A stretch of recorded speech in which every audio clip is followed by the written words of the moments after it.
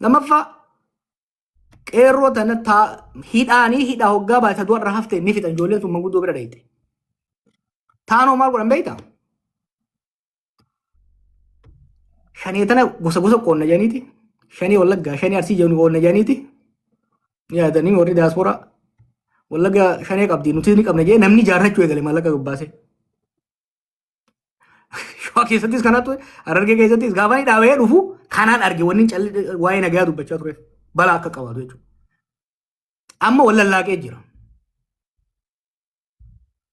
لولي بدا ارسيتي بدا شوا سينه همبو يبد قبوتا كيس سينه حالتي سوم لفاترا ريب إلونا وقاس سوچو ركو نياتا أكا جمو جارر جيتي بالت ركو نياتا تي بشاني فينسات لمو بشان بشي ميدان بش أما أكا والله قد أنسان قدو بربادني تي أسيتي همنا ريب إلونا قال خانا قد إرغني أمارا جاساني أمارا إتسو جرن نانو خيني ما ميفاني بينا تين يولن توليني بيتا ورنا نانو خيني رون أمارا في جاساني إتسو ربشا كان كيس سينساني تين مالي بوخون أنا فما كان خير يقولوا جيران نفشل ليسنا الران كذا أنت فشل ليسون مالي كونتكستي وجودان أما أنا ليه لما خرّان إنسان رد من سنين ما فكيني أنا سيرو أنا أساقودي مخطربان كنا نمني رد بتوجو لفتي متي أنا نساقودا كيسة لفتي أفا جانسون نيم بيخا ميلان دكتيم بيخا هرجع جبوداف أرسي غير جدي غير قولوا شخنا جبوداف أسين شوابه جبوداف أرسي بدأ جلالو تبوداف لفتي سوما يدوم مرتيزادا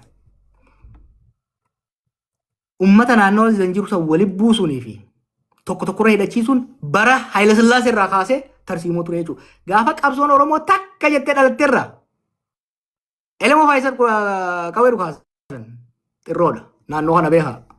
Waa'ee lafti lolaaf kennattuudha. Maaliif baddaattis ol baata, gammoojjii hawaasittis gabbuuta, bita gortee gara baaleettis deemuu dandeessa. Sochii qabsoon Oromoo dura abaa'oon hoggaa dhalattu godhan dhaabsisuudhaaf Haile Sillaaseen fa'aa jee galan darguun itti fufe. Warri haadheegis kan godhu turan bilchiginaan sarmuu dhaalte waan biraati miti. Waan harayaa miti. Asa kun akkasi. Seeruu fudhadhaa. Seeruu abbaas. Seeruu abbaasoo gara tokkoon agaarfatte achi baata baaletti. Gara tokkoon cilaalutti ol baata. Gara kaan arsii lixaatti gara gadeebitti achi deemta. Waraana gama sadii walitti dhufu kana joolleenis wanni bakka sani ciccituuf it is essential for their supply line. Mootummaanis wanni bakka sani dhaqee amma fakkeenyaaf ganda Abdillu maal janiin gardii maal janiin seeruu keessa buqqaasan tun specifically Google irratti dhayitee hoggaa laaltan very essential. Kanaaf uummata sanis ka buqqaase mootummaadha. Wanni buqqaasanii maaliifi riphee lolaan bakka sanii akkan dabarreef kajoonaan jechuudha. Kanaaf tooftaa isaan ittiin deeman kana hubachiisaa deemu mootummaa qofaa miti. Ijoolleenis jeequmsa hedduudha kaasan bakka adda addaatti. Uummata Oromootiif qabsoofnee hojjan taate. Uummata kan rakkoo keessaa baafnee hojjan taate naamusni murteessaadha. Reebilumaa uummata keessatti naamusa hin qabne kan mirga uummataan eeyine kan uummataa naannoo hin qabne muddatu. Shiftuma ta'ee hafa. Mootummaanis hoggaa riphee lolaan lolu nageenya uummataatiif kabaja uummataa dursuu baatee akka Fiqaaduutu weefaa jedhanitti galaana goseetiin qurxummii qabadhe jennaan ta'uu hin danda'u jechuudha. Soo kaarsiitis sanitti irra dabarraa ka Dooftor Ammatteeti. Galata ulfaadhu tiyyatti de bakka uummata arsii kanaaf Harargee kana waan murtii guutuu irraa hafte si yaadachiisee tumaan amma yeroo garagaraatti itti tara tiyyatti bakka kana walitti aansituu fi uummanni illee dhaggeeffataa jira. Yeroo garagaraatti amma gaafa Wallaggatti lolli ta'ee Shawaatti lolli ta'ee bakka hundatti yeroo asirraa waa ta'anii nutillee akkuma nama aga tokko miidiyaa tiktookii kana fayyadamuutitti doolaara 50 illee osoo taate walitti daddarbinee gara biyyaa ergaa turre gaafa gara biyyaa garuu hedduu gargaarsi illee danqaa godhata amma ummatuma keenya ka arsii ka seeruu abbaas ka buqqee kana gara nama 20,000 mana kara 20,000 qubatee jira. Asirratti namuu quuqama dhuunfaa isaatirraa qabu kun harcee bitaa kun qamadii dheedhii bitaa kun zayitii bitaa kun firaashii bitaa homa garaa godha. Waan gariin immootu ummata kana deebifnee achumatti dhaabna. Ummanni kun kadhataa miti kadhallee hin barsiifnu deebifnee ijaarraa jedha. yaada kana yeroo kaafnu warri mootummaa immoo karaa buusaa gonofaatiin birrii walii guuraa ergaa jedha achi malee hin ta'u gargaarsi. Amma waan kana uummata kana deebisanii yaada ijaaruu mana kana guban kana ijaaruu moo karaan ittiin ijaarullee hin jiru kunoo birrii karaa buusaa gonofaatiin jettanii sararullee gaafa uummanni keenya karaa argee buqqa'ee lotorii uummata tokko fooqii hundaan ijaaramee jedhanii waan kana wal qabsiisi uummata buqqa'u kana. Sila bakka inni buqqa'etti namuu haguma danda'e harcee haa bituuf moo harcee zayitiif firaasha sharaa haa bituuf moo hamma danda'een uummata kana achi deebisuuf furmaata moo warra buqqa'e kana furmaanni isaa maali jettati Jawaar? Furmaata yeroo gabaabaatii fi furmaata kanumaa wal qabataa dhiifama yoo carraa naa kennitanii gaafima kanaa walirratti nu haa deebisu. Salaamu alaikum akkam jirtan jechaati. Sagaleen kee hin dhagamu. Sagaleen hin jiru?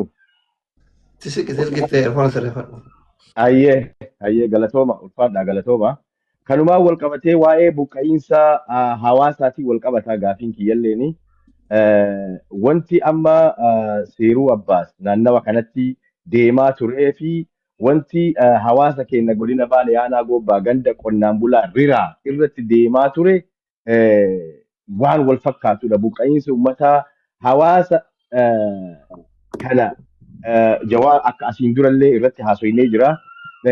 Uummata kana ji'a sadii dura buqqisanii sharaa jalatti lafa misoomaaf jedhanii akkuma beektu lafa misoomaaf jedhanii uummata kana buqqisanii gongomaa lafa gammoojjii uummata lafa qabbanaa keessa jiraatu uummata qabeenyaa fi lafa isaarraa midhaan isaarraa buqqisanii fi hadha gongomaa lafatti badhetti naqanii jiran. Sharaa jalan naqanii ji'a tokko dura roobni itti roobee daa'immaniif haawwan achi jiraatan san akka viidiyoo miidiyaa kana gubbaa arganitti uummata kana haroon fudhatee sharaa isaan qabanii harcee isaan qaban roobni jalaa dhiqee uummanni sun hadha badhetti darbamee akkasitti jira. Kanaan wal qabatee osoo hawaasni kun akkana jiru namoota tokko tokko ganda keessatti hafan, riratti hafan, horiidhaan achitti hafan, daa'imman isaanii harkaa beeloytee ammallee kan gongoman naqan daa'imman harkaa beela'ee oddoo duraan qabanii dinnichaaf goommana fudhachuu jum'aa dheengaddaa kana rira dhufan. Wayita kana dhufan mootummaan waraana itti naqee dubartii 16 daa'ima irraa mana hidhaa goobbaatti hidhee asi jiran sa'a kanatti. Hawaasni kun walumaa galatti naannoon gaarreen Baalee wal qabatu kuni buqqa'iinsaaf warra qophaa'ee jira. Rira buqqaatee jirti tokkoffaa irratti buqqisanii jira uummata riraa. Asiin dabalatee gara Buchaaraa Yaawweegee Harannaa Harichoo Soondiqara Caffaa Dheeraa naannoonni kun marti warra warningiin itti kennamee gaarreen kana keessaa hawaasa kana buqqisuudhaaf qophii irra jiru warra dhumate keessattuu warra Weegee Harannaa gara naannoo Adaabbaa asiin hanga Osse'ee hanga kunniin marti itti qophaa'ee jira. Furmaanni hawaasa kanaa walumaa galatti lafa isaarraa buqqa'ee akkuma naannoo birii irratti yoo uummanni buqqa'u uummata yoo kaasan misoomaaf yoo kaasan egzaampilii yoo fudhannee naannoo asii ganda warra eerpoortii bushooftuudhaaf buqqisan uummata naannoo kanaatii atliist xiqqaatu bakki jireenyaa manni jireenyaa kennameefi bu'aan bu'eefii jira agasan. Garuu hawaasni kun marti buqqa'ee hadha uummanni kun maaliif badhettafe? Uummata kanaa yoo isaan dubbatan yoo isaan lafa keenyarraan buqqaanu jedhan doorsisni irra godhamee uummanni kun hadha badhetti naqameetiin dhumataa jira. Ayyee godina keetii sannan beekaa? Yes. Gaafilee akka hordofuuf. Okay, go ahead. Gaafilee akka hordofuuf ka dura gaafatame ka uummata buqqa'e. Baajawee arsii qofa naannoo seeruu qofa miti. Arsii keessatti aanaalee 20 keessaa buqqa'ee jira. Harargee lixaa aanaalee 5. Careful. Arsii qofa hin jeenaa. Dhugaadha. The center of crisis at this point arsiidha. Dura Wallagga ture Shawaatti dhufee arsiidha. Garuu Harargee lixaa, Shawaa bahaa, Shawaa kibba lixaa, Sooddo Daacii irraa kaasee jechuudha. Akkaataa tilmaama kiyyaatti namni miliyoona tokko oltu buqqa'ee jira jechuudha. Akka hin saaxilamne wanni godhuu qabnu waan ittiin jiraatu waan yeroodhaaf ittiin nyaatu geessuun gargaaruun barbaachisaadha. Waaraa garuu qe'eessaatti akka deebi'u qe'eessaatti immoo akka deebi'uuf nageenya buusuu irratti jijjiiramni dhufee gara naannaatu gara kaaniin jijjiiramni tokko dhufee uummanni qe'eessaa irratti deebi'ee akka dhaabatu. Maaliif laal wanni ta'e beektaa baalagummaa mootummaa sanii ummanni zabana lola abdii ileedhaa buqqee hangammaa kan deebiin jira. Ka Somaalees kan deebiin jira. Ka Oromootis Baalee jira, Harargeedha jira. Somaalee keessa jira jechuudha. Boorana keessa jira jechuudha. Wallagga keessa akka buqqee Oromoonis buqqee hin deebiin, Amaaris hin deebiin. Naannoo adda addaatti. I think Itoophiyaatti gara nama miliyoona 5 olii jira yeroo ammaatti akkana buqqee jiru jechuudha. Kanaaf ultimately namni qeessaatti yoo hin deebiin akka mooraalee baqaa biyya Keeniyaatitti amma 20 tursiisuu hin dandeenyu. Kanarratti dalaguudha barbaachisa. Hariiraa kanallee waliin qabatu garuu ati xabaqaa hariiraa waan taateef siif hin deebisa. By the way, I'm proud of you. Qabsoo amma godhaa jiru keessatti namuu keezii specific ta'e qabadha amma laala. Waan bareedaa amma arginu isin hima. Amma murtii guutuu dhumma jimaa kana shaampiyoon godheetti deemu jira. Dhimma Oromoo waliigalaa hin dhiifne. San keessatti garuu keezii tokko specific godheetti deemu jira jechuudha. Gurbaan kun immoo godin kun yeroo hunda gaafa bilbila naa bilbiluus gaafa Facebook katabuus gaafa hunda dibiriiraan fida jechuudha. Giddumaan anas arrabarna kaa'ee jira biyyas Oromoo guutus arrabarra kaa'u jira jechuudha. This is good and I'm proud of you guys. Kuni wanni ta'uu qabu kan amma. Namuu qe'ee isaatitti maaliif goonni abbaa keessa jiruuf ni fa'a. Kana fookas godhaa deemuun jajjabeessuun barbaachisaadha. Dhimmi riiraa adda kanaan lolaanii miti qabuu qabu manni riiraa. Manni riiraa lafa isaa fudhachuudhaaf diil Imireet wajjin godhamerraa lafa isaa fudhachuudhaaf deemamaa jira. Bosona tiisuudhaaf iyyame uummanni kun bosonni kunii fi uummanni riiraa walumaan dhalatee achi gahe. Akkasuma walumaan. Bosona osoo hin jirin keessa deemaan jiraatu uummanni sun. Dachiin gabbattuu waan taateef dachii xiqqoorraa ni gartanii atattanii gaafa shanni xoofii raafuu nyaachuu turre. Aananiin jiraata, dhadhaan jiraata, deemaan jiraata uummanni sun. Bosona osoo hin tuqin. Bosona eenaan excuse miti. Dhugaa yoo dubbanne amma gama asaanu gama diinshoo kanatti bosona miidhuun ni mul'atti. Gama riiraatti hin jiru.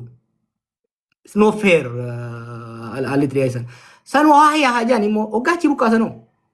Gammoojjiitti gad ergan. Uummata baddaa gammoojjii beekna. Namni baddaadhaa gammoojjii baddaa keessattuu uummanni qonnaan bulaa jiraachuun baay'ee ulfaata. Odoo haala mijeessiniif achi geessan osoo mana hin ijaariniif dachii isaanii qophooyte hoo kaabineen walii hirtee isaanii jechuudha. Shira hammaatu uummata riira irratti dalagame. Kanas guyyaa tokko guutuu fudhannee uummata hubachiisuun hedduu barbaachisaadha jechuudha fi bareeda kaafte. Doktor maal kaasaa ture isa reefu ta'a. Ni naafta akkasuma. Suni gaafii lama tokko warra biyya bulchuu irraayi warra gammachiisuuf tokko immoo warra sheekota irraayi ustaazin illee jidduu qaamalleen dhufanii inbooksii waan ta'eefi gaafiin ka warra biyya bulchuu Joowar Abiyyiin jibbaa sirna kanatti ijoollee biyya bulchaa jirtu kanatti hinaafaa malee uummataa fi miti jedhan gaafii akka warra paartii isaaniitti suni namni sheekaa tokko immoo sirna Abiyyi kana keessa nuti akka islaamatti mataa ol qabanne yoo isuma kana sirreeffanne hoo sirna kana sirreeffachuun hin danda'amu waliin mari'achuun hin danda'amu isintu dide moo isaantu isiniin mari'achuu dide jedhan gaafii inboksiti deebii isinirra eeyi.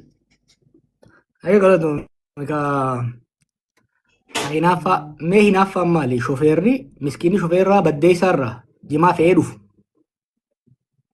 osoo ada mangain hinala kami hina jefam jechu tu Abiyyi tina fuda maafiyan wal jaarte miskina ite cafayte maallaqa baankii isaa keessaa hin naanneeffachuun dhaabbachuu qaba jechuutu hinaafuudha. Reefu gaafii tokko gaafatee ture murtii guutuu siniifin baasa viidiyoo san. Wallahi hoggaa shiftaan makiinaa dhaabsiftu hunoo dhaabsisuuf deema itti dhukaase oo sirriitti hin dhooyine huno amma gubuuf deema gaazaan tuqate jedhanii haasa'u jiran live ta'anii ilaalan warri mootummaa diroonii qaban amma mootummaan akka durimi Oral sitin argitu. Drone ilaaluu jiran lafa buusuu dandeessi. Dhukaafnaan namni irraa dheessuu danda'a. Osoo isaan laalan itti dhiisan jechuudha.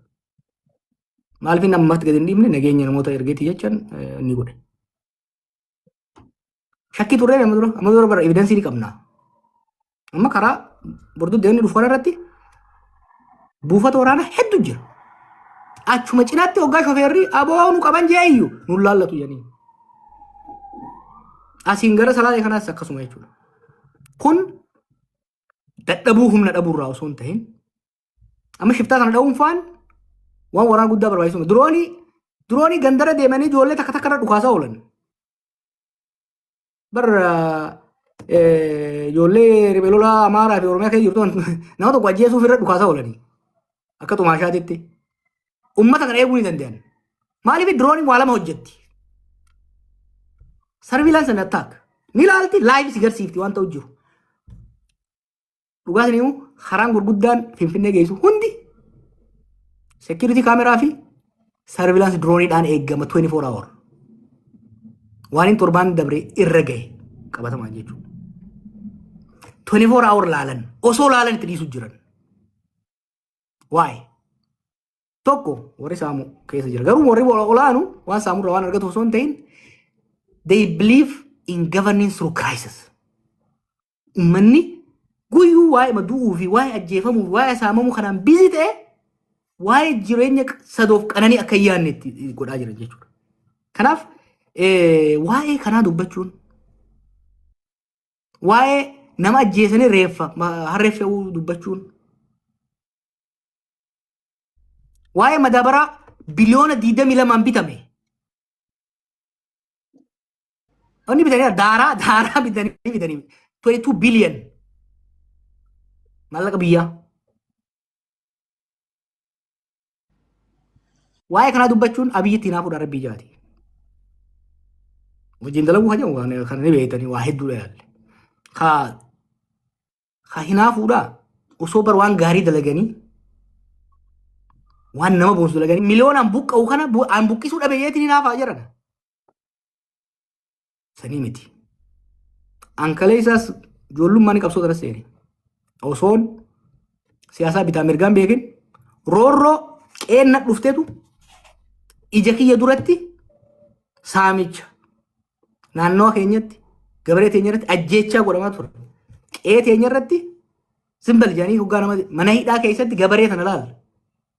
Ruumi xiqqaa kana keessatti xaabiyaa janti nu bira. Astiin dagachuu hin danda'u. Akka qoraanitti akka itti dhiibanii itti cufan turan. Ansantu qabsoo na seensise.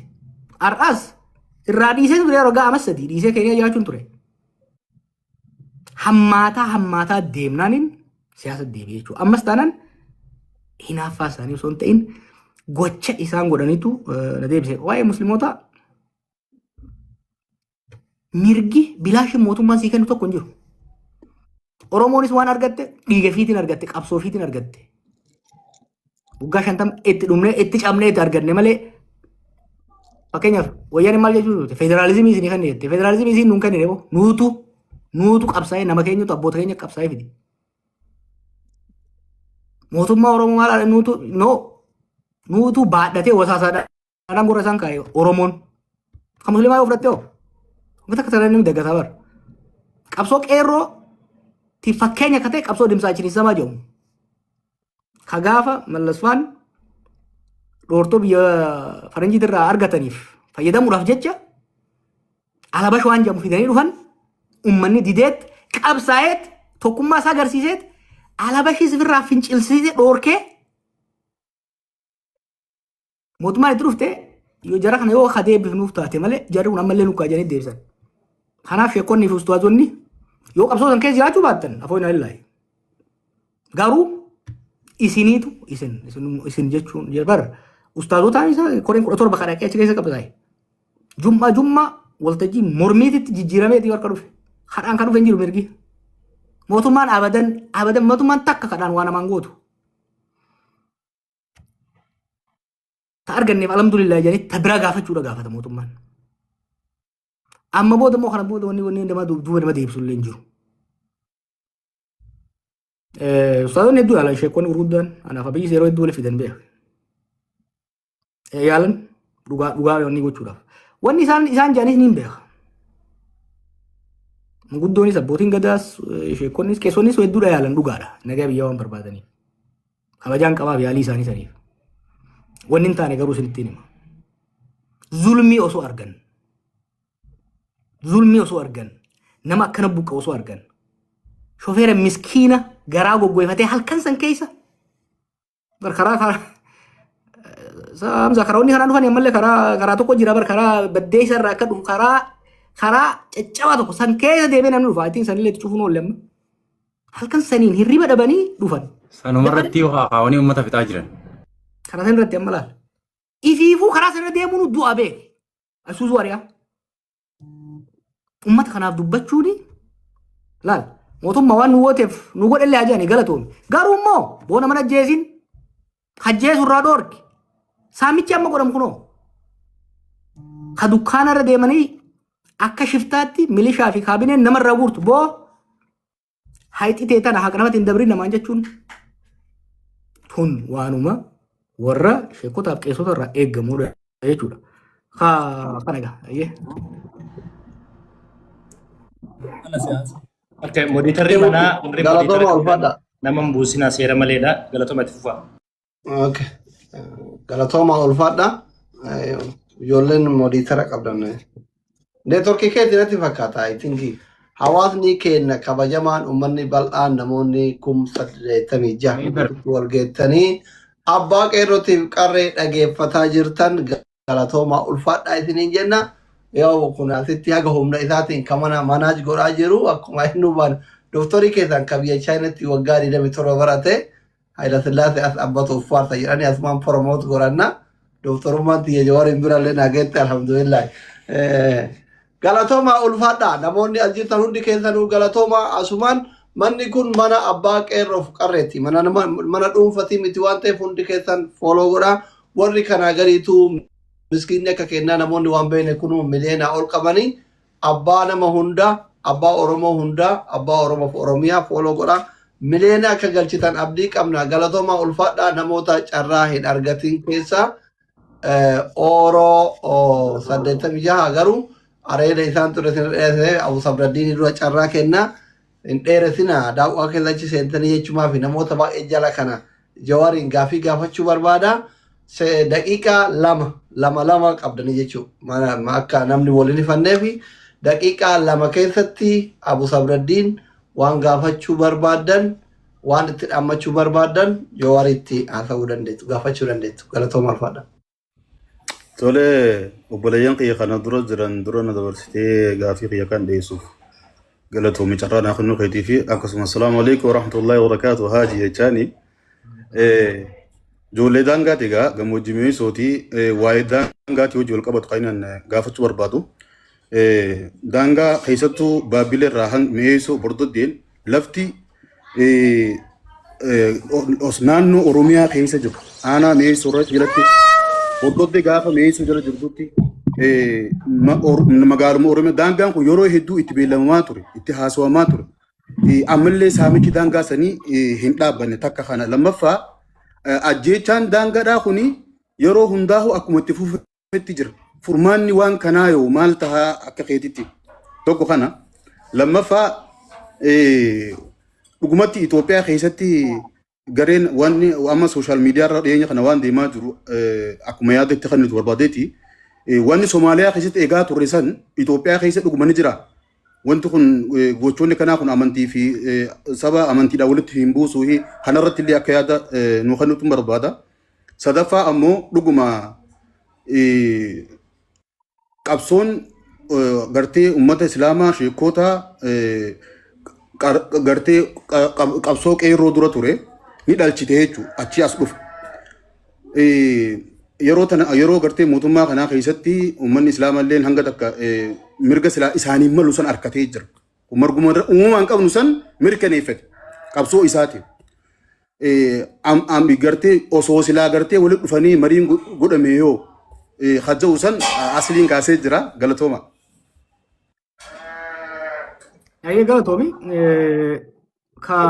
Koi Jor, so deebifnee Orro itti aansi namoonni yaada kannate saniif hin gabbu'e nama jalaayi namoonni akka yaada harkataniif murtii fi sheekaa sanaa gabbuuse sheekaabillee jechuu barbaadeeti warra carraa akka harkannuu fi waliin sodaatinaadha. Gaafii namni akka gaafatu Aslii fi Hamzaa mana akkasii keessummeessa Orroon itti hafuuf walirratti deebisa. Orroo itti fufi. Warri carraa kana nuu kennitanillee Jawaarillee asirratti argamu feeti hedduu itti gammadee jira. Waan kana yeroo hedduu dura yaadaa turre akka ati asirra dhuftu sagaleen uummataa guddaan as gubbaa jira. Ummatti gaafii kiyyas seena gaafii agaafii. Sagaleen kee hedduun dhagamu Oro. Anillee gaafii haga afurii takka qaba amma dhagama Asli. Eesin dhagaa. Gaafii afuriin qaba. Tokkoffaa waan ideoloojii qabsoo Oromoo keessa jiru kana ilaallata. Akkuma beekamu ideoloojiin lamaa tokko yeroo hedduu hayyoota kennallee gargar baasee jira jedheeti ani yaadu. Tokko waan Itoophiyaa dimokiraatimsinaa jedhuu fi akkasuma warra biyya walaba taate ijaaranna Oromiyaa jedhu jidduutti wanni kun ideoloojiin kun haga yoom cinama walii osoo deemu osoo kiliiris hin taane osoo walis hin cabsine akkanatti goolii dhumaarra yoo geenne qabsoo uummata kanaa cabsaa jira yeroo hedduu wanti kun yoom hiikkata. Tokko namoota Itoophiyaa dimokiraatimsinee sabab sablammii taatu ijaarra jedhu keessaa atillee nama hangafa. Warri akkasuma biyya walaba taate ijaarannaa lakkii Itoophiyaa dadhabne jaarraa abbaa gadaa irraa kaasee uummanni kun uummata dimokiraasii galuu fi jedhee warri akkasitti qaban warra lakkoofsaan xiqqaa ta'ee miti jechuudha. Waan kanarratti bilchinnaan takkaa gatteettanii akka hayyoota uummanni kun qabuutti akka warra ideoloojii walabummaatiin deemuutii fi warra dimokiraasii Itoophiyaatiin deemuutti mari'attanii beektu yoo mari'anne hoomaaf kana naa deebista. Isa lammataa ijoollee amma bosona jirtu tana tamakalee yeroo qabsoo maaster pilaanii qabsoo qeerroo atillee hoogganaa turte harki wayyamni keessattuu yeroo isin mana hidhaa seentan Hacaaluun ajjeefame gara bosonaatti ijoolleen kun hedduun isaanii harka kanarraa booda jechuudha. Irra guddaan isaanii ka bosona kana seenan ilaalcha ati ijoollee tanaaf qabdu deeggarsi ati isaaniif gootu hoo jira maal? Ijoollee tana itti amananii rakkoon kenna qawween malee furamu jedhaniiti itti jirani. Akkasumas dogoggora isaan qabanis yoo jiraate gorsaa jabina isaan qaban jabeessaa wanni ati qarqaraa jirtu jira waan jedhu ka itti aanu ammootu hoogganaa qabsoo qeerroolee jechuun dandeenya hoogganaa OPDO duraanii obbo Lammaa Magarsaa irratti waan dubbatte qabda gaafa inni aangoo dabarsee Abiyyiif kennu. Tana dabarsee kenninaan carraan siyaasa isaa asirra dhumata jettee jirta. Akkuma jette san siyaasni carraan isaa dhumatee cal'ise moo lammaan rakkoo biyya kanarratti uummata kanarratti deemaa jiru kana arguu dadhabee haga ammaa waan tokko osoo hin dubbanne taa'amu. Waan inni karaa garaa jalaatiin hojjetutu jira.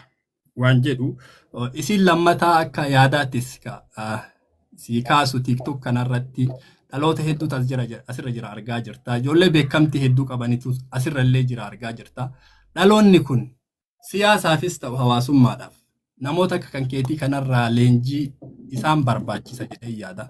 Waan hin taane irratti yeroo isaanii warri dabarsan lakkoofsa hagana jedhamee himamuu miti.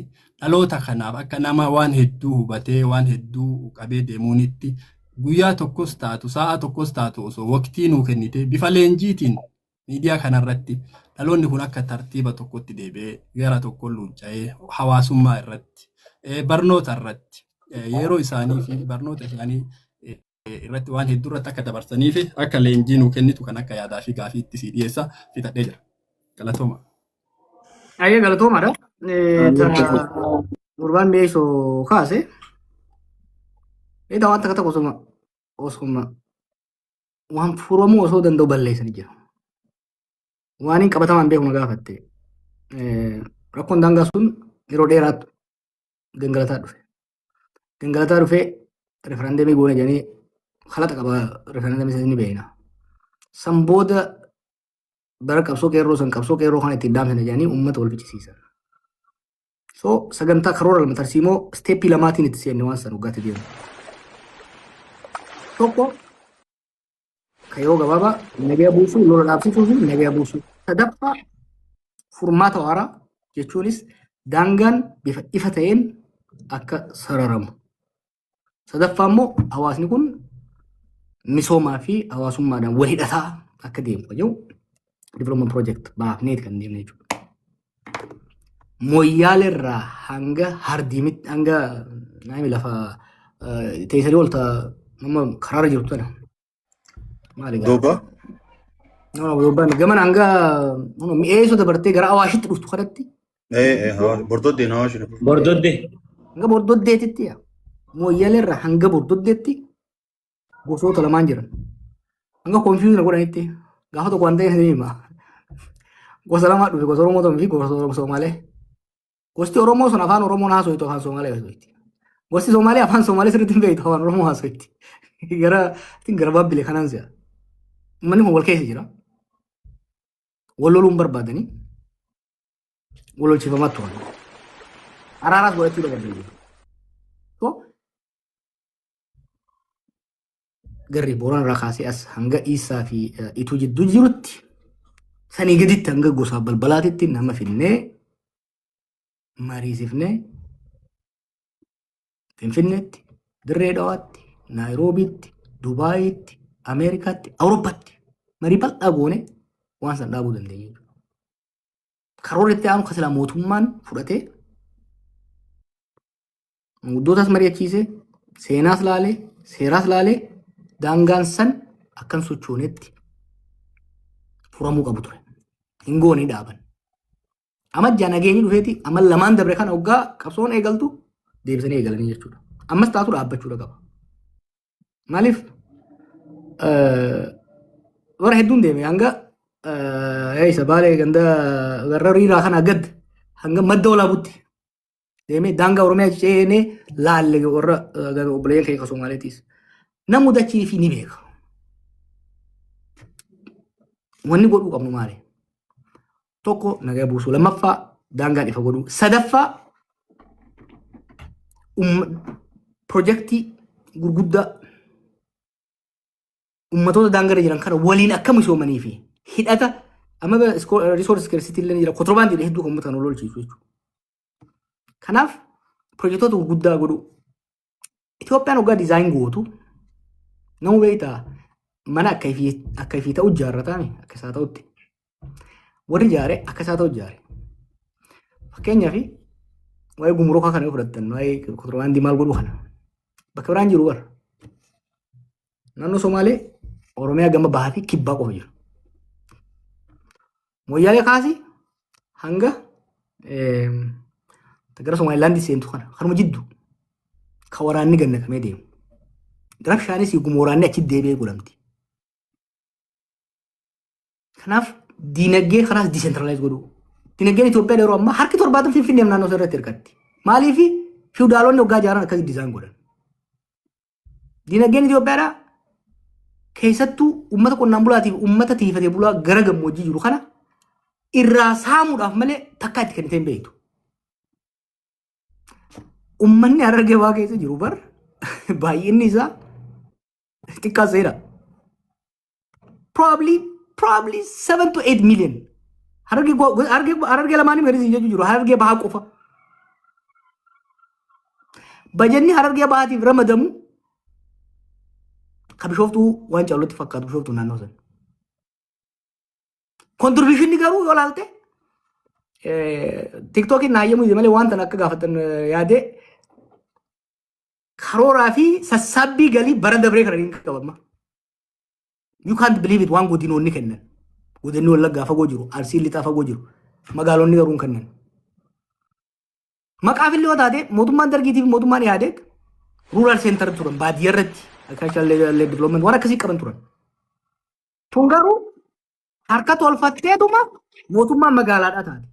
Mootummaan magaalaatii fi mootummaa haayiweedha. Risoorsiin uummata adiyyattu kanaaf uummatumti keessaa baane. Aanaan keessaa dhufe sitti immoo buna Harar jedhamu kuni bookee fi gololchiituudhaa dhufa. Aanaa sadii akkasi. Bunni tokkoffaan Itoophiyaadhaa buna sani. Buna san kiiloo takkarraa yoo kiiloon takka doolaara 10 gurguramte aanaalee san saantimni 10 hin dhufu. Yoo kiiloon takka doolaara 10 gurguramte saantimni 10 hin dhufu deebi'ee. Ni beektan gaa ijoolleen naannoo keenyaa ni beektan. Kanaaf ikonomik moodel Itoophiyaadhaa riidizaayin godhamuudha qaba. Ikonomik zoon irratti keessattuu ikonomiin lixa bahaa akka intigireet ta'e waliin ka'utti. Fakkeenyaaf ikonomiin Harargee fi Baalee Bahaatiif Somaalee kun akka waliin ka'u irratti hojjechuudha barbaachisa.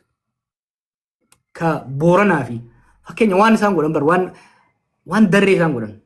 Gaafa dhaqee ni yaadattan Ethiopian Airlines dhaqeetiin ture. Wanni tokko CEO isaanii wajjin haasofne naannoo uummanni keenya tiifatee buluu jiru kanatti eerpoortiin kan namaa osoo hin ta'in eerpoortiin fe'iinsaa akka ijaaramtu. Fakkeenyaaf bakki propose goone Mooyyeelee fi Nageellee ture. Nageellee Booranaa ture. Maaliif jenne isin fakkaate? Yeroo hedduu waggaa laaltan uummanni keenya kun loon qaba re'ee qaba boonni dhufee jalaa fixa. Horiin Booranarraa fe'amee Finfinnee waggaa dhufee gatiin isaa hedduu gadi bu'a. Maaliif waan fe'iinsaa waan maaliif jira jechuudha. Horiin sun garuu re'eenis horiinis achuma qalame xayyaaraan fe'amee Saawudii yookaan kutaate Saawudii biyyoonni Arabaa kun ni fudhatan. Xayyaara maal godhan beektaa? Yaabeelloo ijaaran instead of Mooyyeelee. Mooyyeelee iddoo ga'u ijaarame namni keenya ka Keeniyaa jirus nama keenya warra Keeniyaas ka jiru wajjin ce'ee ka gamana jirus ka Somaaleetis ka gamaa gamana jirus koonsorraa kaasee itti fayyadamaa jechuudha. Nageellettis yoo ijaarte Nageellee yoo ijaarte Baalee Bahaa Gujii Soomalii waliin fidaa jechuudha. Isaan hoo maal godhan kanarra godina ijaaraniiti gosoota waliin dhaqu irra deeman. So san kanarraa hin maqee immoo wanti daangaadhaan wal qabatus beyond border dispute. Wallola daangaa bira dabarree hawaasni daangaarra jiru kun bar wal lolchiifamu waan hin jirre irratti bar. Maarra wal loltanii hin jeeni bar Baalee dhaqee wata kan jiru bishaan hin jiru wata kan jiru. Dachirra wal lolchiisan. Wal lolchiisuu cina manna osoo akka isaan waliin guddatan godhanii irraa faayidaa qaba. Kabiraa waa'ee Alshabaabiin kakaafte. Waan isirri qoo qabu beekan tun waan hin fashalsaa asiin ga'e hangarraatti waan ittiin boonu keessaa hin takka. Sirriitti illee dheereesse 2006 akkasiin si'a 2008 osoo Obaamaan aangootti hin dhufin naannoo san duratti walga'iin tokko Stanford University turte. Walga'iin irratti warri Itoophiyaattis warri biyya adda addaa tokko dhufee haasa'u turan. Gaafasiin maal argee Oromiyaa kana keessa finxaalessummaan dhufu jira jiran. Sabuu jirri kun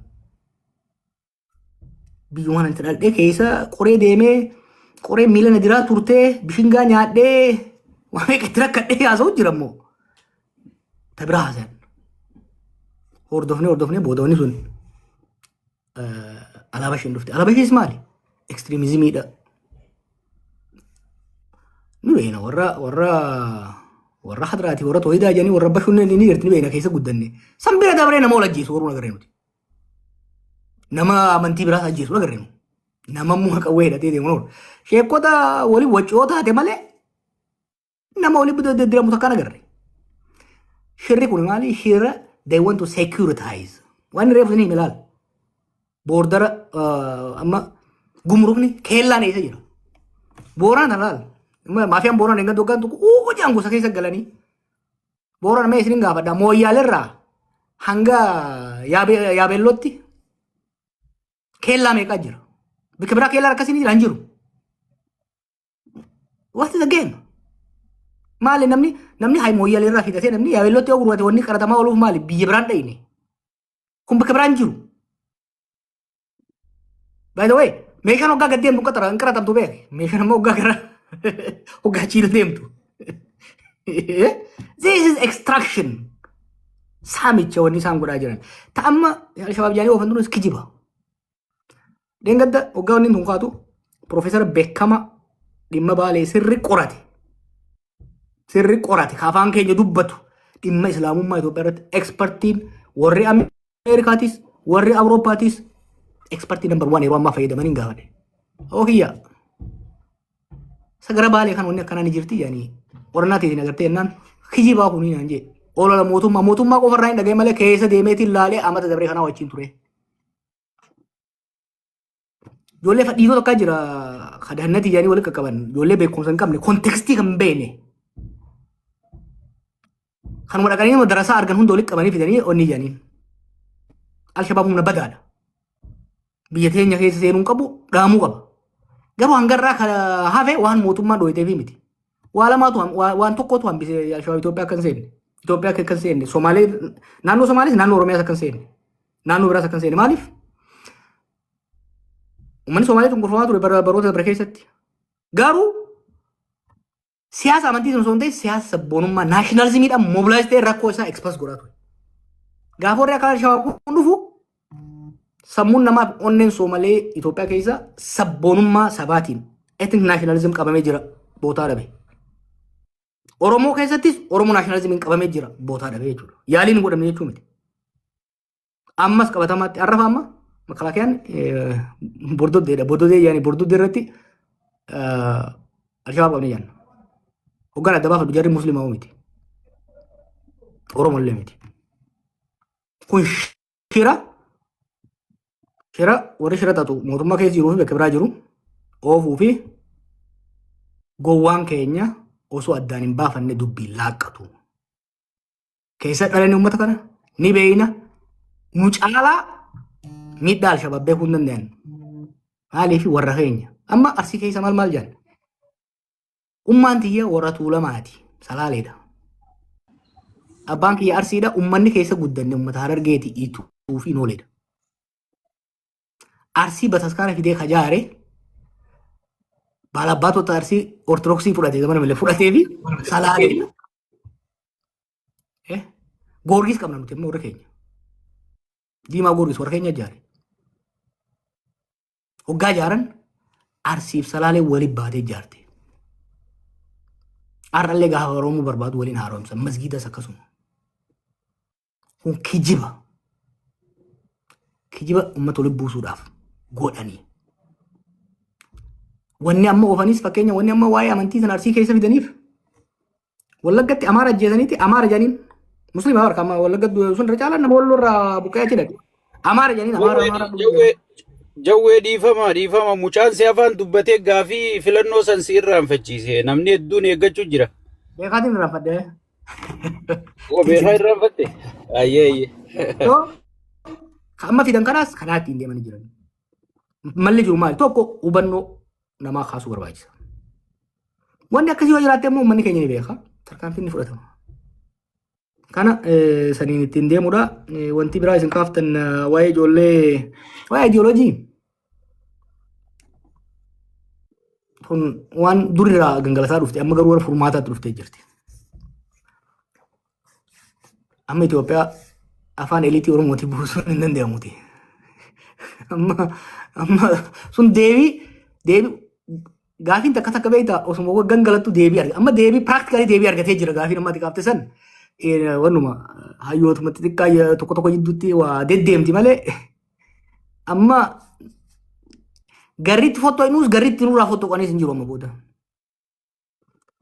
Kitaaba gara dhumaa irratti waan hin barreesse isin fassara. Saboonni Itoophiyaa keessa cunqurfaman karaa sadiin furmaata argachuudha yaalan. Karaa lama gurguddaa sadaffaan xiqqaadha. Tokko aboo rakkoon tuni 4 kiiloo fi mangistii Finfinnee tanaa falli jiru irraa fottoquudha kajaan. Warri gaafii kan dura kaase Eertiraaronni Oromoon Soomaleen Tigraay itti deemanii deemsa keessa warri Eertiraa ni fottoqan. Warri Tigraay immoo deemanii ashaateera mallas sun aboo furmaanni irraa fottoquumi 4 kiiloo sana qabachuu qabnaa jeeti olaantummaa argachuu qabna jee qabate. Laman jettanii. Lameen hunda leeyne. Warri Eertiraa fottoqanii bilisummaa siyaasaa argatanii garuu rakkoo Itoophiyaa jalaa nafne.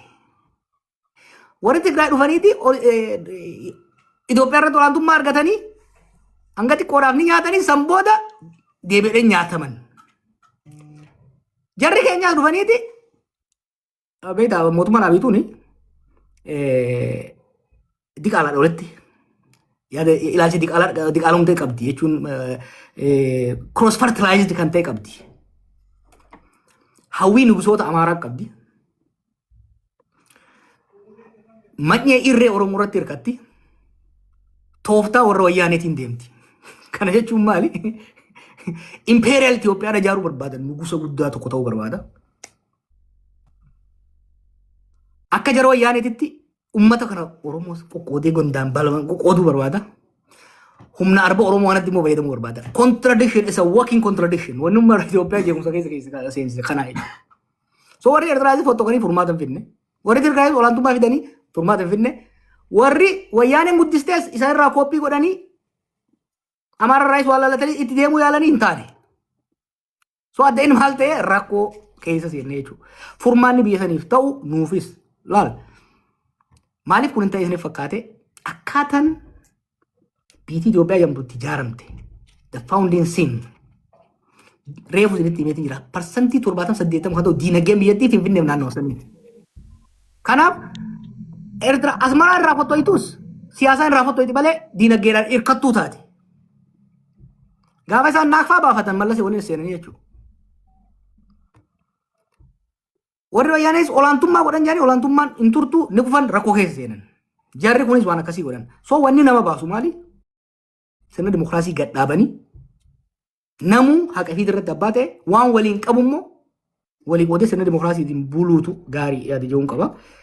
Ijoollee bosonaa tana gaggabaasee isinii deema. Ijoolleen tun dhugaa qabantu jira. Tarsiimoon isaan hordofanii fi rakkoon naamusaa kun jiru ta'e akka namni ijoo shiftaa saamichaa achi bahee miti. Warri saamichaa bahee galee jira keessa. Ijoolleen tun qabsaa'ota yeroo dheeraa turtedha. Ijoolleen tun eenyufaa beeytanii? Ijoollee bara wayyaanee ama 15 meeqa hidhamaa ture. Jijjiiramaa dhufe jedhanii waggaa hidhaa bayan. Jijjiiramni isaan abdatan harkaa dhabame. Imagine umrii kee ijoollummaadha qabsoo seentee hidhaa turte hoggaa qabaleetti ati galtu milishaa si xallazu. Ijoollee sanii beeknaa bara mucaan ammaan bisaa jedhamu Harargee xarraa hogganu kun nama hidhaa ture qabsaa gameessa yeroo dheeraati.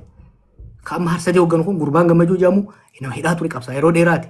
Mucaan Sabaayif jedhamu kunis kan Arsii maal jedhanii zoonii maaliif balixaa jedhamtu. Isaan jalatti wanni jiru kun. So wanni yeroo kun shiftaadha maal jedhan waa lama hin qabdu ijoolleen tun. Ijoollee kaayyuudhaa gabbaate dur. Aarii qabdi. Wanni isiin hawwate sun waan hin dhufiniif. Sadi ijoolleen tun bitamuu hin dandeessu. They are fiercely independent. So dhugaa qaban. Akkaataan adeemsa isaaniitii fi gochi isaanii doongora guddaadha qaba. Fakkeenyaaf waa'ee wanti isaan gurguran kun ka milishaa wajjin waa godhuu kun ka amma waa'ee gubaatii kan waan irratti mana milishaa gubuu fa'aa ni garta. Mana kaabinee gubuu. Kaabineen sun yoo walleesse isaa wal loluun waan tokko. Mana miskiina maatii ijoollee isaa qabdu san waan naamusa deebisuu dirqama. So ani ijoolleen tuni akka namni jirutti duriyyee gad yaatee ka jiru san fudhadhu. Adeemsa keessa amalli akkasii bakkoota adda addaa dhalatuun dhugaadha. Ijoolleen tun silaa bosona bahuun qabdu turte. Osoo wayi waannu. DDR jennee 2017-2018 proposal goonee maallaqa argatanii maallaqa samaa godhan faarsee bulaa ittiin bitatanii bara bifaan.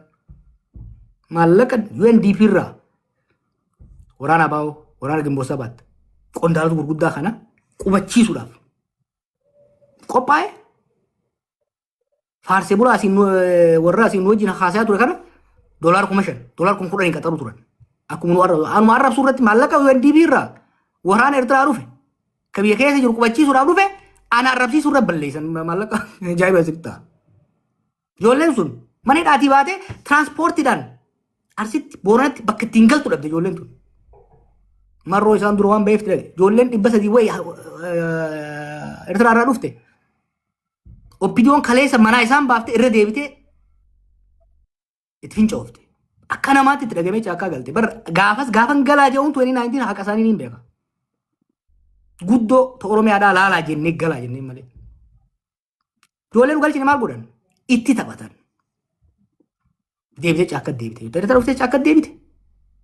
Ijoolleen takka takka ni bineensomtee ganamuu dadarraa ka'ee jechuudha.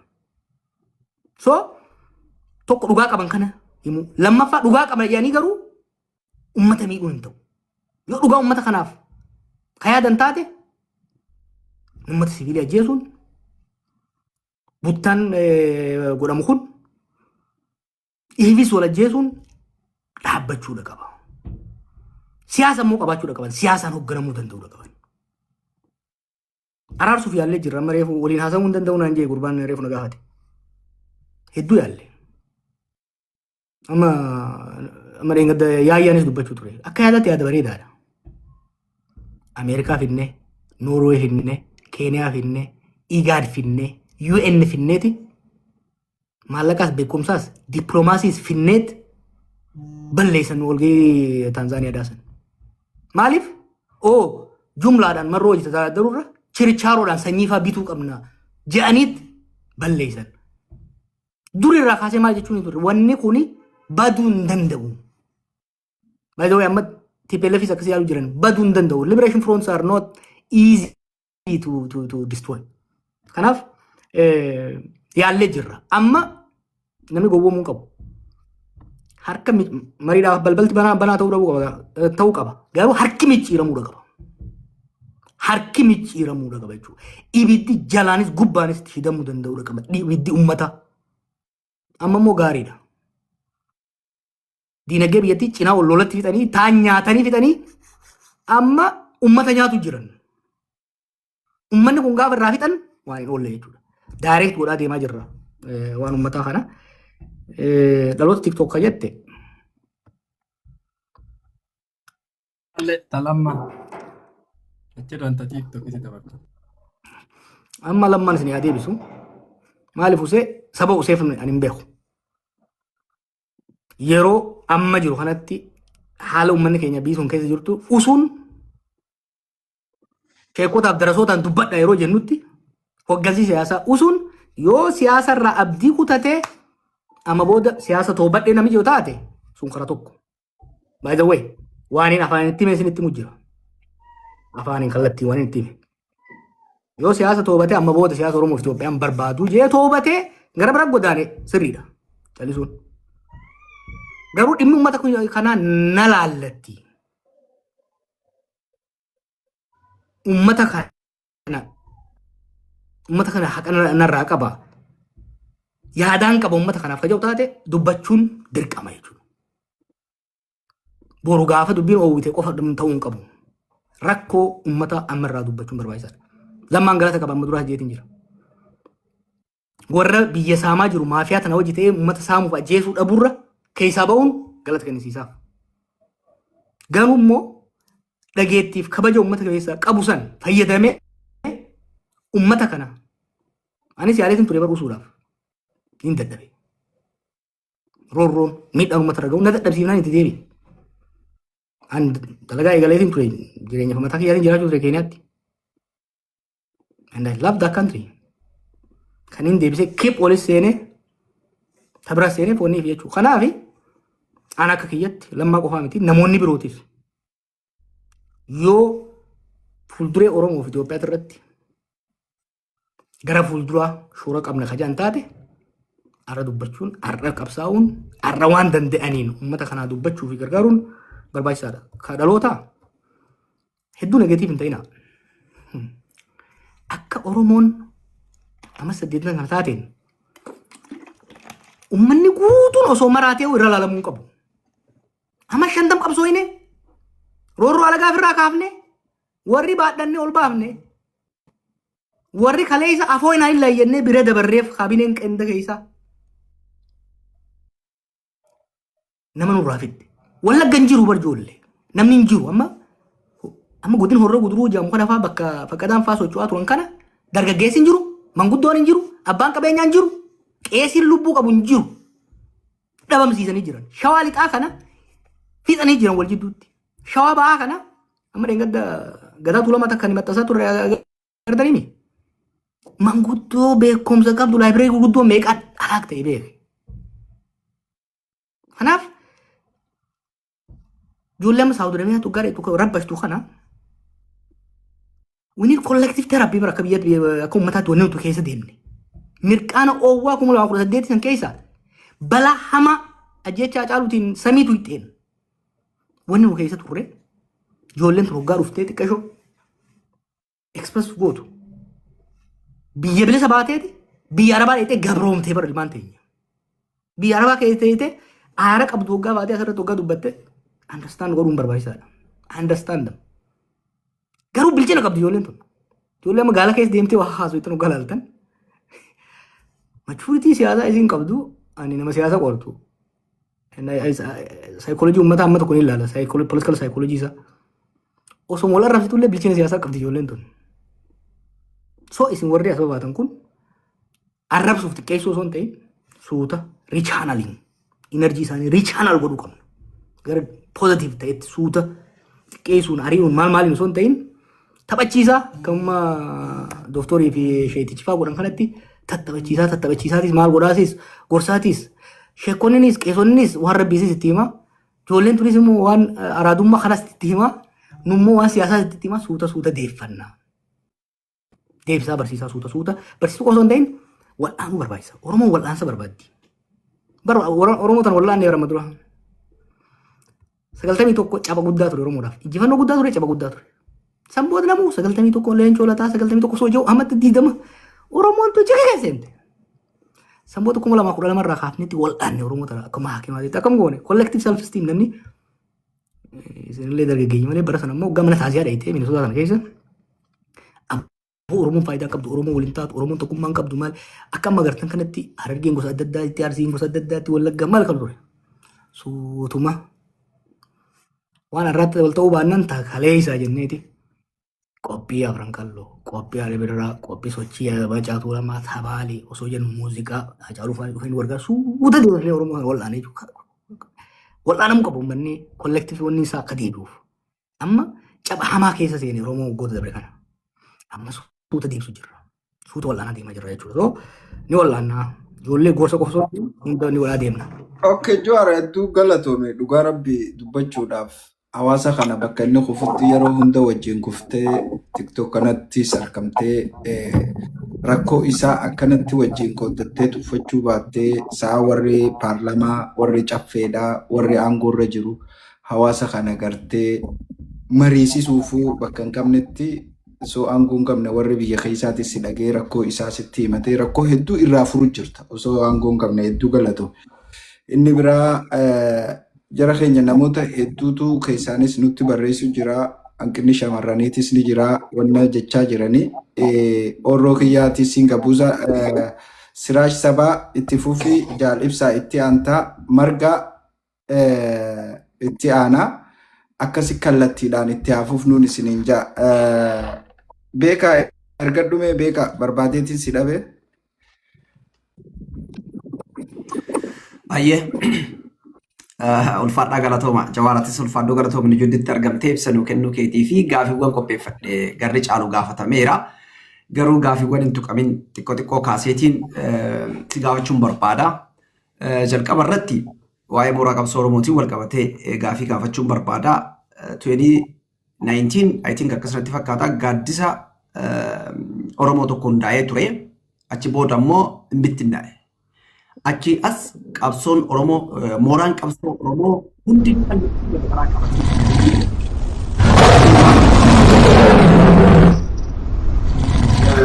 Dhaaboleen siyaasaa hundinuyyuu kallattii garaagaraatiin yookaan ammoo ilaalcha garaagaraatiin kan isaan deemaa jiranii kun Oromoo akka inni yookaan ammoo galma isaa akka gadi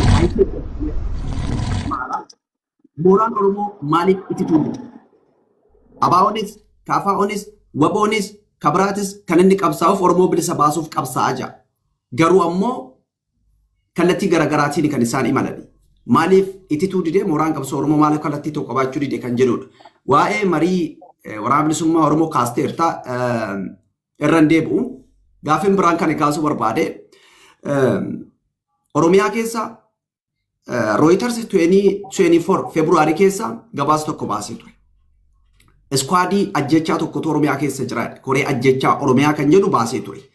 Ajjechaa abbootii gadaa karrayyuu isaantu ajjeesee ajaja akkaataa itti ajjeefaman tokko tokkoon lafa kaa'ee ture gabaasan dubbiste jedhee yaada. Amma dhiyeenya kana maafiyaatu dhufe. Maafiyaan boo Adaamaa, Shashamannee, Shaggar, karaa Dirreedawaa fi karaa Harargee fi gara Adaamaa Jimaa dhufu kana eegee warra karatti bututu dhufe. Hariiroon gareen kun lamaan qabu maali? Akka Reuters gabaasetti hooggantoonni Kooriyaa jecha Oromiyaa Shimallis Abdiisaa dabalatee Waluu Abdii, Araarsaa Mardaasaa namoota kanneen of keessaa qabaa jira. Hariiroon isaan qaban maali? Gaafiin dhumaataan si gaafachuu barbaadu dhimma Wallaggaatii fi godinaalee naannoo Amaaraatiin wal daangessanidha. Naannoo kana keessatti azaaba uummanni arge azaaba gosa lamaati arge. Tokko waraana mootummaa fi waraana bilisummaa Oromoo jidduutti waraana geggeeffamu. Kun ammootu waraana mootummaan hidhachiisee gara warra faannoo jedhamu kana jedhaniitiin ijaaramanii dhufanii uummata buqqisanii. Dhiyeenya kana yoo argitee jiraatte xalayaan isaan komishinii marii biyyaalessaa warri bilisiginnaa hundeesseef isaan barreeffatan aanota godinaalee Wallaggaa irra aanaan 20 godina addaa ta'ee nuufaa hundaa'u jedhanii kennitinedha. Aanota kanneen keessaa uummata guutumatti akka jechuun danda'amuun buqqisaniiran. Dhimma kanarratti ejjennoon ati qabdu maali? Furmaanni ati keettu maali? Uummanni qe'ee isaarraa buqqeera, oomisha hin qabu, hundinuu shaambuu fi harki guddaan shaambuu fi magaalaa Naqamteetti buufata konkolaataa keessatti guddataa arti ijoolleen haadha abbaa hin qabne. Kan biraa dhimma milishaa Oromiyaati. Oromiyaa keessatti kanaan duraati waan tokko kaasteerta. Oromiyaa biyyattii san keessatti namni aangoo qabu milishaa fi muummicha ministeeraati jetteerta. Amma milishaan biyyattii keessatti abbaa fedhe mataa facaasa, abbaa fedhe ajjeesa, mallaqa barbaade namarraa guurata. Kafaltiiwwan nagahee seeraa hin qabne kan milishaan qotee bulatti qabatee irraa fudhatu lakkoo isan qabu. Dhimma kanarratti hoo maal jetta? Aangoo kana eessaa argate? Galatoom ulfaadhu. Okay, galatoomii ibsa. Galatoomii ulfaadhu maammee keenya akkasuma Jawaar carraa kanaa kennitanii gaaffii asii dhiyaachuu xiyyaa fi galatooma ulfaadha. Gaaffii haga takka lamaa sadii takkan qaba. Gaaffiin taan takara keessatiin warra biyya bulchuu irraanitti dhuftee Jawaar dhibbaan dhibbatti fannoo deeggaraa fannoo wajji jiraa. Inni dubbii tana sirri gaafadhuu jedhanii waan kanarraa isa akka ibsanuu kannitu inni deeggartamu hin deeggartu. Inni itti aanu immoo kun gaaffii mataa kiyyanatti ta'e haalli yeroo hunda bulchiinsa sirna Itoophiyaa kana keessatti magaalaan naannoo Oromiyaa malee federaalli hin jiru. Waan kun akkami federaala Itoophiyaa kana keessatti federaala ta'uun naannoo Oromiyaa keessa qofattiin tun ija siyaasaa tamiin ilaaltaa ati jechuun barbaada. Inni itti aanu immoo waa'ee ijoollee bosona jirtu sanaan wal qabatee ijoollee tana hagam takka deeggarta. Komii irraa qabdamoo deeggarta. Ammas ijoollee tana keessatti waa lamaatu ta'aa jira. Ijoolleen tun hoggaa ganda tokko qabatte ganda qabatte saniin haadhotii teenyan ililchaa jettiin. Ganda san keessa guyyaa san oolti malee guyyaa lammaffaa karaa caakkat deebiti. Mootummaan ganama siittuu ililchee haadha teenya tana ajjeesa. Waan kana hoo akkamiin laalta? Gaaffiin tiyya tana sadeeni carraa walii kalinee wal jalaa osoo buunee bareedaa jechuu barbaada. Galatoomii ulfaadhu jawwee. Ayyee galatooma I think deebisu na fakkaata. Markaan ni bu'e. Okay, deebisi bakka. Sadeen bakka deebifte jee yaade. Dura waa'ee gaaddisaa wal qabatee fi mooraa qabsoo ni ibsita. Ce'umsi waan karaa qaba. We're moving from liberation movement waggaa 50 sochii liberationiiti. Gita gittaa warra biraa irratti godhaa turre. Amma we're moving to democratization. Mirga walootiin qabsaa turre duri. Amma mirga walootis jabeeffachaa mirga namoota dhuunfaa. Gaaffii nama isin kaasaa jirtan bar gaaffii nama reemu jimaadhaan wal qabatee saamichi gibiraa adda addaa kun wal qabatee gadi nagee wal qabatu kun namoonni Oromtichi fi Oromtitti akka dhuunfaatti dur Oromoon waliigalaatti qabsaa turre. Amma Oromtichi akka mataatitti mata mataatti mirgi isaa eegamuu qabaa wajjau irratti kan socho'aa jirru. Mooraa eessisaa deema. Akkuma reefsu hin jee ijaarame xiqqaa jira lakkoo isaan. Wal wannaan ni jira. Amma immoo amma reefu filannoodhaan isa nagaasee nagaafatee ture kaaba. Filannoon kunis gaarii maal godhaa? Clear godha amma. Babargaanfataa ture namoonni adda addaa fi jaarmanii adda addaa. Amma Oromoon bakkuma lama jirti. Bakka lamatti adda ba'uu qabdi. The haves and the have nots. Warra aangoo qabatee sirna kana fufsiisuu barbaaduu fi lakki jijjiiramni dhufuu qaba warra jiru qofa. Amma bakka lamatti adda ba'uu jirti jechuudha. Sirna kana tufufsiifnaa akkuma jirutti Oromoo ajjeesaa nyaataa itti hafuufuu nyaatuun Jeesus Oromoodhaa itti hafuu lakkii Oromoon kan qabsoo isa kanaaf miti nagaan baatee galuudha qabdi ooyiruu fi irratti dalagattee saamamuun qabdu haja'u bakka lamatti adda bahee jira jechuudha. Mooraan kun of course clearly adda bahu waliin haasa'in nama jijjiirata haa ta'u garuu kana clear debating gara lamatti bahuu qaba. Warri qabsoo irra jiru irra jireessaan wal qabna mariilee hedduus ni goona sun isin yaachisin akkasuma itichaa jirra isinitti beekara amma duras akkasuma waraada akkamatti karkarsaatuma waan uumne ammas uumaa deemna jechuudha. Waa'ee gaaddisaa jettee gaaddisa Oromoo aangoo irra jiru kanaatu fashalse. Maaliif yaadni gaaddisaa maal ture? Gaaddisa bakka Oromoo qofa osoo hin ta'in booda gaaddisa akka Itoophiyaatti uumne eliitiin hayyuun biyya sanii waliin mari'atee wal lolee osoo hin ta'in waliin mari'atee wal falmee furmaata haa fidu jedhu ture. Murni aangootti ol ba'e garuu olaantummaa murna tokko olaantummaa nama tokkootiin hunda cafayinee deemna jedhanii deemnee hin taane deebi'anii dhufan. Deebi'anii dhufanii kan dhufan garuu teessee waan kadhatteef manguddoo waan itti ergatteef rabbi waan itti kadhatteef miti. Uummata gurmeessitee uummata dammeessitee harka hoggaa mijeerte jechuudha. Sani kan deemaa jiru. Ka horee nageenyaa jedhamu sun horee nageenyaa maqaa xahaaraati. Maqaan najisaa maafiyaadha jedhama. Horee nageenyaa caffee irraa kaasee federaal irraa kaasee hanga gandaatti jirti. Sun maqaa wanni dhaati maqaaf dura qabatan. Maqaa xahaaraa jechuudha. Maqaan najisaa kan jechaadhaa kun maafiyaadha jechuudha. Maafiyaan amma dhibba 20 jira san keessa bakka katiin fayyanii jira jechuudha. Bar wanni hangammaa waan isaan godhan keessa isinii bar baay'ee xiqqoodha. Waan nama jibbisiisu waan fokkisa.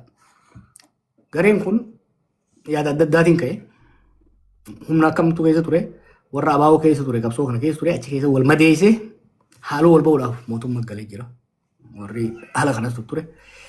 Biyya keessas qaacee katti bakamee jira. Warri immoo wayyaanee jalatti nama ajjeesuu barate. Kanaatu wal gahee amma fakkeenya warra gurguddaa fudhatte araarsaa jechuun araarsaa mardaa jechuun nama mujrima gara jabeessa. Gaafa wayyaanee nama fixe yoo yaadattan gabaasee dura nama kana. Guyyaa ximqataa ijoolleen afaan sirbaatiin mootummaa arrabsinan ijoollee amma 14-15 shukutii danda'e ajjeese. Ji'a tokko booda makiinaan ijoollee isaa irra deemee jala ajjeese. Nama rabbiinuu barsiisuu dadhabee jechuudha. Mucaan amma booda isin hime gurbaan nama burraaroo irra jiru baay'isaa jedhamu sun nama zaban wayyaanee nama fixe nama inni jedhee amma immoo burraayyuutti kan inni lakkaa'e nama 57 irraan ga'e kan inni gafarsatti nama gate. Isaas rabbiin ijoolleedhaan miidhaa hedduu irraa ga'e irraan baratiin jechuudha. So warri wayyaanee keessa muuxannoo kana qabu jira. Hammoo akka Abbabaa Garasuu fi Haayiluu Gonfaatii fi ijoollee hedduu tokko galamsu jiru tokko Bilisaa Booyidoon maal jedhan tokko ijoollee abaaboo keessa turte kanaa jira. Kan abaaboo keessatti hijaa maaliif abaaboo keessatti namni ol miidhuu ture beekta. Dhugallee qabne tokko tokko. Garuu abaaboo keessatti namni tokko si miidheef deebitee hijaa san uummata irratti bahuu qabdu. Warra akkanaa kanaan wal ga'ee warra dhiiga namaa barate kanaan wal ba'ee uummata shishin godhaa ture. 2019 irraa kaasee wanni kun 2018 irra eegalee kan dhaabate 2019 irraa hanga 2020tti sirna tiisuu irratti sirna kana tursiifneeti abaaboo yoo dhufte nuuf itti dhabamsiisuu qabna. Qabsoo Oromoo yoo dhufte kanaan irratti dalaguu turan irra caalatti seekuriitiidha dalaguu turan caasaa mootummaa keessa ijaaramee beeku. Fakkeenyaaf ajjechawwan godhamu kana hunda poolisii ajajjan poolisii itti fayyadamanii poolisiin wardiyyaa isaanii isaanii isaanii dhaqee ajajaa jechuudha. Takka odeeffannoon taane poolisii kanneen nama ajjechisaa turan. Kun adiidamee nama booda eegalolli Tigraay qabbanaa'ee xiqqoo haara galfatan booda hiriyoota warra Tigrootaan lolan san maallaqa mi'eeffatan. Abbootii qabeenyaa jeneraalota Tigraay kana ukkaamsaniituma kadheessees kubbaaniyyaa irraa saaman. Tokko bar kubbaaniyyaa saame mucaan gabaabaan tokko kubbaaniyyaa guutuu fudhate. Akkaawuntii amma maallaqa san barataniiti wal ga'uu diide maallaqni Tigree irraa hatan. Oromoo gaggara galfatan boo. Oromoo gaggara galaniiti dura uummata wallaggaa waan isaan bar uummanni wallaggaa kuni Oromummaa lagachuu dhabuu isaatiif galateeffachuu qabna. Waan isaan godhamu. Ani hin beekne hangana ani beekta amma dhiifama gaafachuu barbaadu uummata wallaggaa. I didn't know how bad it was. Loqoda laalanii matawaqaan immoo wallagga taanaan waan biraati. Matawaqaa laalanii loqodni bakka biraa taanaan wallagga taanaan amboon dabartu amboo dabarraan qeeraa siitaa jechuun burraayyuutti. Sambooda naggaadee kana wal ga'uuti san booda shawaa keessa ginda barat kana nyaatan dur. Bal'ifatan shawaa kan waliin gahan. Diriirfatanii amma albuuda Beenshaangulii Gujii maal kana keessa jiran jechuudha. So maafiyaan sun amma yoo si jeeftees biyyaa jecha mootummaa jecha 2019 hanga 2020 mootummaadhaa jecha aangoo jecha si jeeftu turte amma aangoo fi miti. Amma tiyyaan na baasii maallaqa siisamuudhaaf si jeefti jechuudha. Amma immoo dura shawaa lixaarra ta'ee galtu malee amma godina hundarratti caasaa diriirfattee jirti. Ijoolleen wajjin qabsooyite dibeetanii wanni waraabessi foon namaa gaafa mi'eeffate harreen nyaatu. Kana dhageessanisa? Waraabessi foon namaa mi'eeffannaan foon harreen nyaatu. Ijoolleen amma nu wajjin qabsoo keessa ijoolleen takka jara kana wajjin maallaqa saamuu achirraa nama ajjeesu kanatti waan mi'eeffatteef bar ijoollee sabboontoota turte hedduu amma kana keessa seenee jiru. Cinaa gorsuu jirra, cinaa adabu jirra bifa adda addaatiin jechuudha. So bifa kanaan kan deemaa jiru. Dhimma wallaggaa kana namni keenya waddaa. Nam ormatti quba qabu dura maaltu godhame ka jiru. Wallagga keessa Amaarri ka dur jijjiiru jira. Ka gaafa dargii san immoo sababa hongeetiin. Wallagga kun dachiinsaa gabbataa waan ta'eef yeroo lama namni qubsiifame. Tokko gaafa hongeen 70 keessa ture san walloo irraa bakka adda addaatirraa Amaarri naannoo Amaaraa kana keessa namni dhufee qubsiifame. Lammaffaa immoo zamana Junaaydiin pirezidaantii ta'e Harargee irraa namni qubsiifame. Amaara kana maal godhan gaafa lolli wayyaanee ka'uu deemu itti erganii fakkaataan kun faan laal mana dhugaa namaa walii dho'isuun wakkachuun hin barbaachisu waan isaan Amaara godhan. Lafarraa duuwwan nama. Waa lamaaf godhan tokko marroo ittiin abaaruudhaaf. Lama Amaara kana dallansiisaniit maal jeniin dho'isatti ifatti warri mootummaa dhaqanii hidhadhaa ofirraa dhoorgaa shanee jeniin. Dhiirtii Amaara dubartootaaf ijoollee naannoo Amaaraatti baqachiifattee deebitee mootummaan godhee hidhachiisee lola seenan. San booda hoggaa lolli Tigraay dhumee Bilisiginnaa fi mooraan siyaasaa Amaaraa walitti gib jettu. Amaaruma hidhachiisan kana Oromoodha jedhanii akka Oromoon mootummaa deeggartuuf. Amma miskiinonni tokko kaleefaa maal jedhan amma makalaakaa humna guddaa jiru. Makalaakayaan hunduma dhukaasa callisee ijoolleen irratti meeshaa gurguddaa dishqaan ganaa fudhatamaa hidhachiisu jiran. Yaanni isaa maali? Kana jala mulee sanitti hima. Naannoo sanitti akka walqaa'iitiif agadee kana godhanii Oromoo fi Amaarri waluma ciraa akka deemuu barbaadan. Gaafii amma galchan itti jettu. Gaafii galchuu rakkoo irraan qabu. Gaafii nagaan galchinaan. Annama nagaan gaafii kaasu. Jawaar kun morma kanaa ol kiyyaa yoo jee hanga muradheetiin fudhatan jennetti rakkoon hin jiru. Garuu gaafii kaasuu miti amma kan jiru. Gaafiin sunis kaka'u dura qawwee hidhachiisaniit ummata nagaa wajjiyyuu adda baasaniit gaafiin dura akka dhuftu godhaa jiranii jechuudha. Fakkadaaf as ka hidhachiise bar fakkadaan faan harka kannan jamee amma deebi'ee guduruu wajjin isin maxxansaa tureemi guduruu wajjin Amaara dha'u jira achi Amaara lolu jira akka waan gaarii haasa'anii bara eenyutu Amaara nu dhayaa jeen shiftaan jiraannaan mootummaadha. Raayyaa ittisa biyyaa jira poolisii jira. Inumaa waan bakka waan sabaa qabdu ka seenuu qabu humna federaalaati. That's the way federalism is designed. Kuni shira guddaa deemaa jira. Ati ta'uu ni deemta. Ati giddaa ayyaana asa koof diimaa irratti gaafii akkasii kaasisuu barbaadu bara.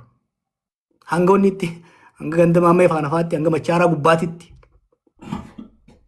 fudhuu barbaadan. Kun ummata walitti bu'iinsa yeroo dheeraa goosuu barbaadan kan jiru faannoo deeggarsa kan jennu. Ani nama qawwee wal ajjeesu akka dhaabbatu nam qawween akka siyaasa teenya keessa baatuun barbaada. Garuu faannoo fi